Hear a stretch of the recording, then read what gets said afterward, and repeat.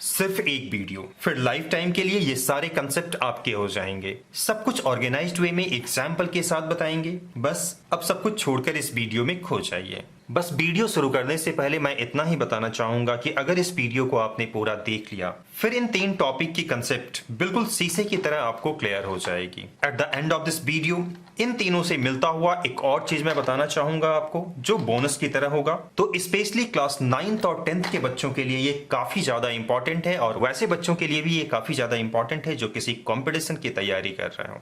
जैसा कि आपने खुद ही ऑब्जर्व कर लिया होगा, इन तीनों में आइसो जो है ये कॉमन है। इसका मतलब साफ ये इंडिकेट हो रहा है कि आइसो का कुछ तो मतलब खास है। तो मैं बताना चाहूंगा आइसो का मतलब होता है सेम या इक्वल। तो सबसे पहले तो आप ये नोट कर लो, आइसो का मतलब क्या होता है? सेम होता है। तो अब चलिए आइसोटोप से शुरू करते हैं। आप देख सकते हो आइसोटोप में आपको ख्याल रखना है आइसो, जिसका मतलब होगा सेम, और पी को आप देखो, ठीक है। पी का मतलब यहां है प्रोटॉन। ऐसे तो आइसोटोप 2 अलग अलग वर्ड्स से मिलकर के बना हुआ है। पहला है आइसो, जिसका मतलब होता है सेम, और दूसरा जो वर्ड है वो है टोपोस, TOPOS, जिसका मतलब होता है प्लेस। ये जो बात है ये पीरियोडिक टेबल से है, क्योंकि 2 आइसोटोप को, किसी भी एलिमेंट के जो आइसोटोप्स होते हैं उसको पीरियोडिक टेबल में अलग अलग प्लेस में नहीं रखा जाता है, एक ही जगह पे रखा जाता है। इस तरीके से ये वर्ड बना आइसोटोप।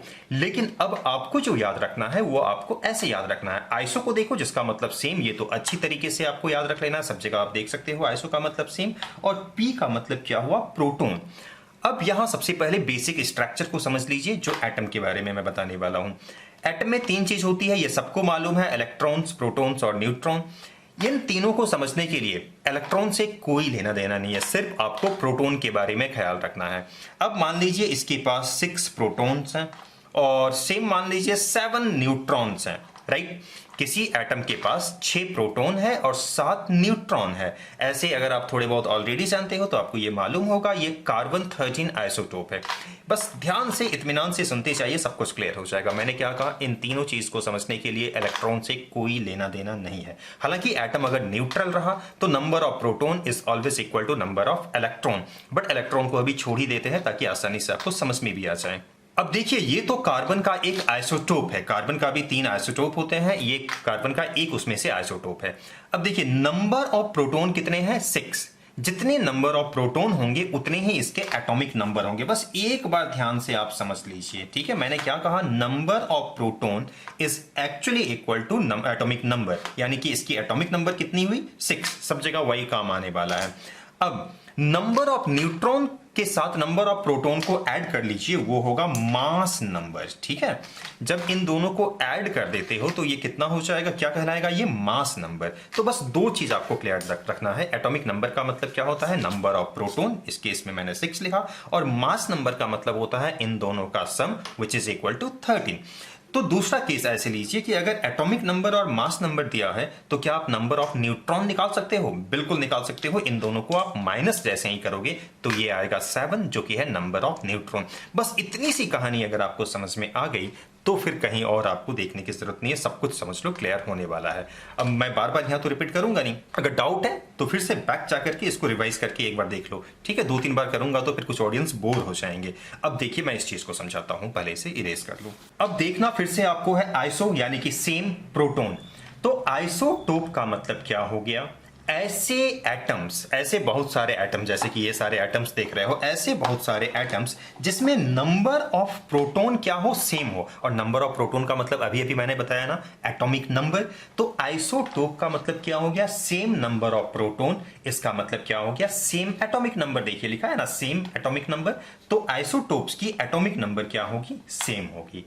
वहीं दूसरी और मास नंबर जो है वो अलग अलग होंगे। की पॉइंट ये है, एटॉमिक नंबर सेम होगी तो कुछ तो फर्क होना चाहिए। तो क्या फर्क होगा? मास नंबर में ये डिफरेंस आपको देखने को मिलेगा, यानी कि मास नंबर अलग अलग होंगे। अच्छा, मास नंबर अलग अलग होंगे, इसका मतलब क्या? नंबर ऑफ न्यूट्रॉन अलग अलग होंगे। बात समझ में नहीं आ रही है? जो मैंने अभी अभी एग्जाम्पल दिया था, बस उसको एक बार देख लो, लाइफ टाइम आपके काम आने वाले हैं। चलिए अब मैं कुछ एग्जाम्पल भी आपके सामने रख देता हूं।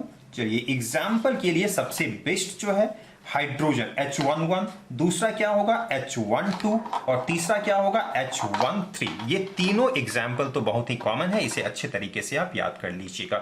ये तीनों हाइड्रोजन के नेचुरल आइसोटोप है, यानी कि नेचर में ये मिलते हैं, H1, H2 और H3।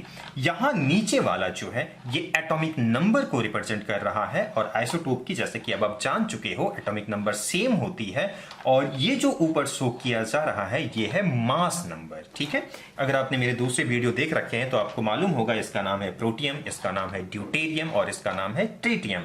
खैर जो भी हो, इन तीनों की एटॉमिक नंबर क्या है, सेम है, जबकि इन तीनों की मास नंबर अलग अलग है, जो कि 1, 2 और 3 है। आप चाहो तो नंबर ऑफ न्यूट्रॉन निकाल सकते हो, इन दोनों को माइनस करोगे तो न्यूट्रॉन आएगा इसमें 0, इसमें आएगा 1 न्यूट्रॉन, इसमें आएगा 2 न्यूट्रॉन। दूसरे एग्जाम्पल दे देता हूं जो अगेन बहुत ज्यादा कॉमन है, C612, या कि ये एटॉमिक नंबर है और ये मास नंबर है। और कार्बन के जो दूसरे आइसोटोप हैं ये 13 बहुत ही कॉमन है, और 14 कॉमन से मतलब है कि बुक में अक्सर आप इन तीनों एग्जांपल्स को देख लोगे, C12, C13, C14। ठीक है, इसको आप C12 बोलते हो, ये C13, ये C14, और तीनों ही कार्बन के आइसोटोप हैं। इन तीनों की एटॉमिक नंबर की बात जहां तक है तो वो सेम है, जो कि 6 है। आप ऐसे भी जानते हो कार्बन की एटॉमिक नंबर 6 होती है। ऐसे आप शायद ये भी जानते हो कार्बन की मास नंबर 12 होती है, बट ये पूरा सही नहीं है। कार्बन 12 की मास नंबर 12 होती है, और जो दूसरे तीसरे आइसोटोप है उसकी 13 और 14 रेस्पेक्टिवली होती है। तो चलिए इन तीनों का स्ट्रक्चर भी मैं यहां बना दूं। आप देख सकते हो कार्बन 12 जो है, यानी कि ये वाले जो आइसोटोप है, यहां आपको 6 प्रोटॉन देखने को मिलेगा और 6 न्यूट्रॉन देखने को मिलेगा। इसके चारों तरफ अलग अलग ऑर्बिट्स में as per the electronic configuration electron घूम रहे होंगे। तो नंबर ऑफ प्रोटॉन कितने हुए, 6, जो कि एटॉमिक नंबर कहलाएगा, और नंबर ऑफ न्यूट्रॉन कितने हो गए, 6, जो मास नंबर बना देगा 6 + 6 12 हो जाएगा। यानी कि इसको कहा जाता है C12 आइसोटोप ऑफ कार्बन। उसी तरीके से दूसरे आइसोटोप की बात करें तो उसमें 6 प्रोटॉन होंगे, ऑलवेज 6 ही प्रोटॉन होंगे क्योंकि ये एटॉमिक नंबर को डिफाइन करेगा। और नंबर ऑफ न्यूट्रॉन की बात करें तो ये 7 हो जाएगा। इस तरीके से इसकी मास नंबर कितनी हो गई, देख सकते हो आप, ये 13 हो गया, और इसे आप जनरली कहते हो कार्बन 13 आइसोटोप। कार्बन का ये 13 आइसोटोप है, यहाँ 13 मास नंबर को रिप्रेजेंट कर रहा है। वहीं अगर तीसरे आइसोटोप की बात करें तो यहां भी 6 प्रोटॉन होंगे बट 8 न्यूट्रॉन होंगे, जो मास नंबर दे देगा इन दोनों को ऐड करके 14, जिसे कहा जाता है कार्बन 14 आइसोटोप। तो इस तरीके से कुछ स्ट्रक्चर होती है, और नंबर ऑफ इलेक्ट्रॉन्स तो एज यूजुअल इसके चारों तरफ घूमते रहेंगे, राइट। कुछ और एग्जांपल भी दे देता हूं, जैसे कि ऑक्सीजन के बारे में बात करें तो ऑक्सीजन के एटॉमिक नंबर आप सबको मालूम होता है कि 8 होता है, बट मास नंबर अलग अलग होते हैं। एक होता है ऑक्सीजन 16, दूसरा होता है ऑक्सीजन 17, तीसरा होता है ऑक्सीजन 18।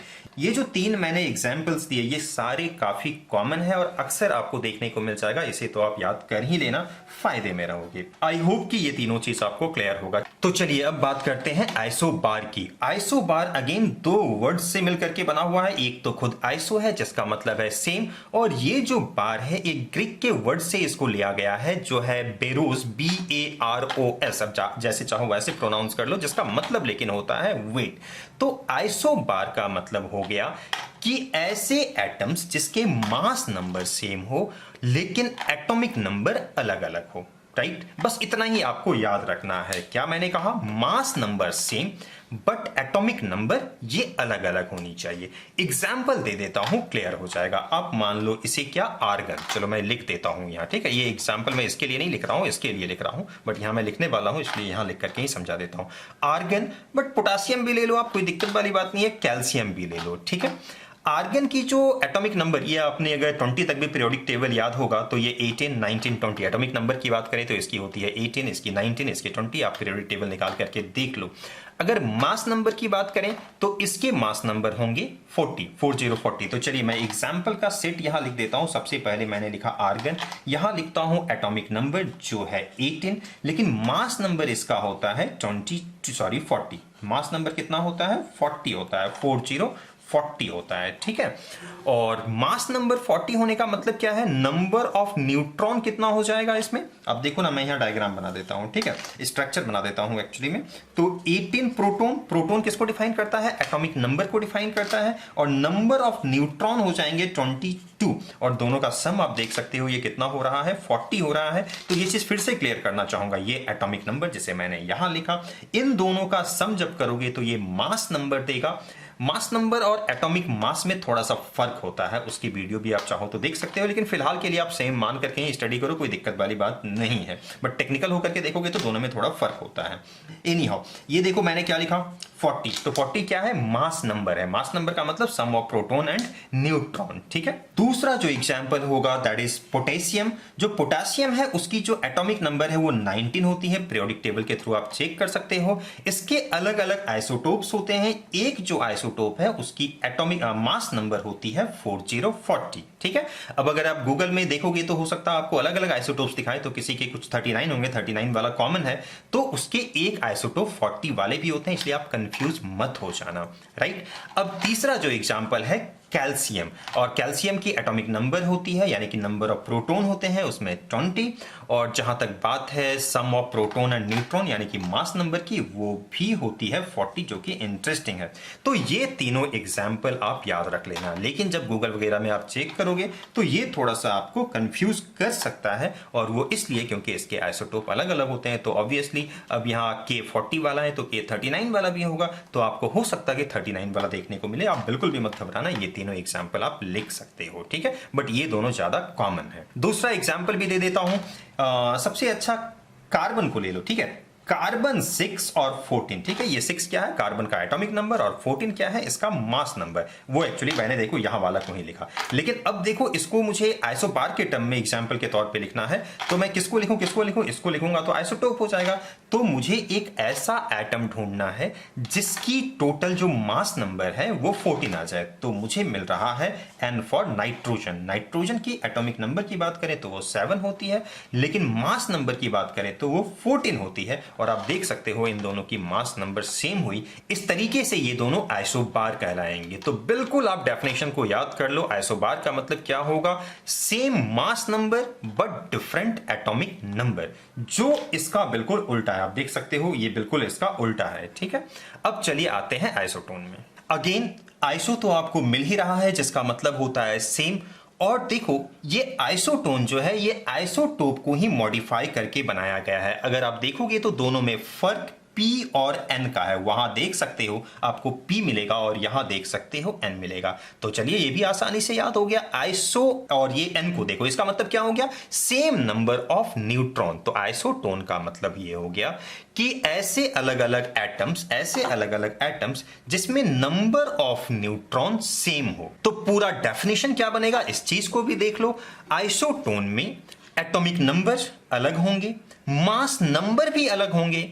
तो एक क्या होगा या सेम क्या होगा, तो सेम नंबर ऑफ न्यूट्रॉन। अब बात करते हैं एग्जाम्पल की। एग्जाम्पल के बाद सब कुछ क्लियर हो जाएगा। मैंने लिखा हीलियम, He के लिए हीलियम, इसकी एटॉमिक नंबर आप सबको मालूम है 2 होती है, और मास नंबर होते हैं कितने इसके, 4। और दूसरा एग्जाम्पल मैं लिख रहा हूं हाइड्रोजन। हाइड्रोजन यहां देखो मैंने तीनों आइसोटोप लिखा है, लेकिन मैं हाइड्रोजन की इस आइसोटोप की बात कर रहा हूं।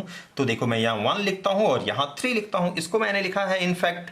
तो इन दोनों को जब आप कंपेयर करोगे तो ये दोनों अलग अलग एलिमेंट के एटम है, ये कहां हीलियम है, ये दूसरी और हाइड्रोजन है। लेकिन एक चीज आपको कॉमन देखने को मिलेगा, उस कॉमन चीज को देखने से पहले ये भी आप नोट कर लो, दोनों की एटॉमिक नंबर अलग अलग है, बिल्कुल अलग है। इसकी 1 इसकी 2, तो एटॉमिक नंबर अलग है। मास नंबर की जहां तक सवाल है तो इसकी मास नंबर 3, इसके मास नंबर 4 हो गए, जो कि अलग अलग है। लेकिन दोनों में आप नंबर ऑफ न्यूट्रॉन फाइंड करके देखो, आपको ये सेम मिलेगा। नंबर ऑफ न्यूट्रॉन इसमें कितना होगा, देखो मैंने बताया था ना न्यूट्रॉन निकालने का तरीका क्या है, दोनों को माइनस कर दोगे तो 4 - 2 = 2।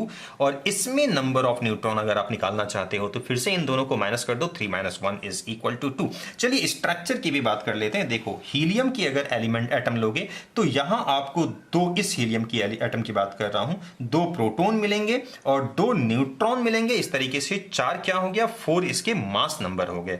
और वहीं अगर दूसरी ओर इसकी बात करोगे तो नंबर ऑफ प्रोटॉन कितने होंगे, इसमें सिर्फ 1 होंगे, और नंबर ऑफ न्यूट्रॉन कितने होंगे, 2 होंगे। तो आप देख सकते हो इन दोनों में ही, जो कि अलग अलग एलिमेंट के एटम है, बट दोनों में नंबर ऑफ न्यूट्रॉन क्या है, ये सेम है, बट दोनों ही एलिमेंट अलग अलग है, दोनों के मास नंबर अलग अलग है, दोनों के एटॉमिक नंबर भी अलग अलग है। तो बस यही है आइसोटोन। तो इस तरीके से आप आइसोटोन की डेफिनेशन को भी बना सकते हो। ये जो मैंने डेटा दिया है, ये सारी चीज को कॉपी डाउन करना काफी ज्यादा इंपॉर्टेंट है। डेफिनेशन को आप यहां से आराम से बना लेना। ये की पॉइंट्स हो गए और ये एग्जांपल्स तो बेहद क्लियर है। अब बात करते हैं बोनस पॉइंट की, और बोनस के तौर पे मैं बताना चाहूंगा आपको आइसोमर। अब ये आइसोमर क्या है, चलिए इस चीज को समझा देते हैं। ये एक्चुअली में क्लास 10 में आप कार्बन एंड कंपाउंड्स नाम का एक लेशन है, उसमें आप पढ़ोगे। तो इसका जो बेस्ट एग्जांपल है, ये दो मैंने कॉमन एग्जांपल दे रहा हूं। ये देख करके घबराने की बिल्कुल भी जरूरत नहीं है अगर आप क्लास 8-9 में हो तो। बहुत ही आसान है। मुझे बताओ इसकी फॉर्मूला क्या होती है। चलिए आप घबरा रहे हो तो मैं एक एग्जांपल, एक मॉडल ही दिखा देता हूं। देखो ये क्या है, ये एक्चुअली में पानी का मॉडल है। जो पानी आप पीते हो, ये जो आप पानी देख रहे हो, ये जो वाटर आप देख रहे हो, ये ऑब्वियसली H2O से बना हुआ है। तो इसकी स्ट्रक्चर कुछ ना कुछ होती होगी ना। H2O जो है उसकी स्ट्रक्चर कैसी होती होगी, तो स्ट्रक्चर ऐसे होती होगी। ये ऑक्सीजन है और ये दोनों क्या है, हाइड्रोजन है। तो उसी तरीके से ये एक मॉलिक्यूल ही है। जैसे NaCl का मॉलिक्यूल होता है, कार्बन डाइऑक्साइड की मॉलिक्यूल होती है, तो वैसे ही ये एक मॉलिक्यूल है। अब सवाल है इस मॉलिक्यूलर का फॉर्मूला क्या होता है। जैसे कि पानी का फॉर्मूला H2 होता है ना, तो इसका फॉर्मूला क्या होता है। तो सिंपल है, कार्बन कितना है काउंट कर लो, 1 2 3 4, तो C4H। अब काउंट करके देख लो कितना है, ये 10 आ रहा होगा। देखो 3 4 5 6 7 8 9 10, C4H10 हो गया। इसका जरा मुझे मॉलिक्यूलर फॉर्मूला आप बताओ। जैसे पानी का H2O होता है, वैसे ही इसका मॉलिक्यूलर फॉर्मूला बताओ। तो ऑब्वियसली C4 1 2 3 4 और H काउंट करके बताओ कितना हो जाएगा, ये 10 हो जाएगा।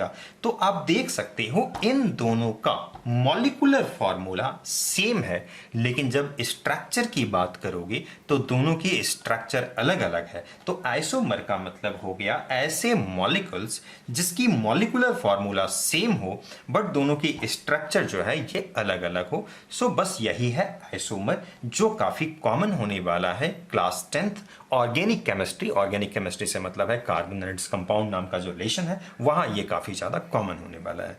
तो चलिए इस वीडियो के लिए इतना ही। Thank you.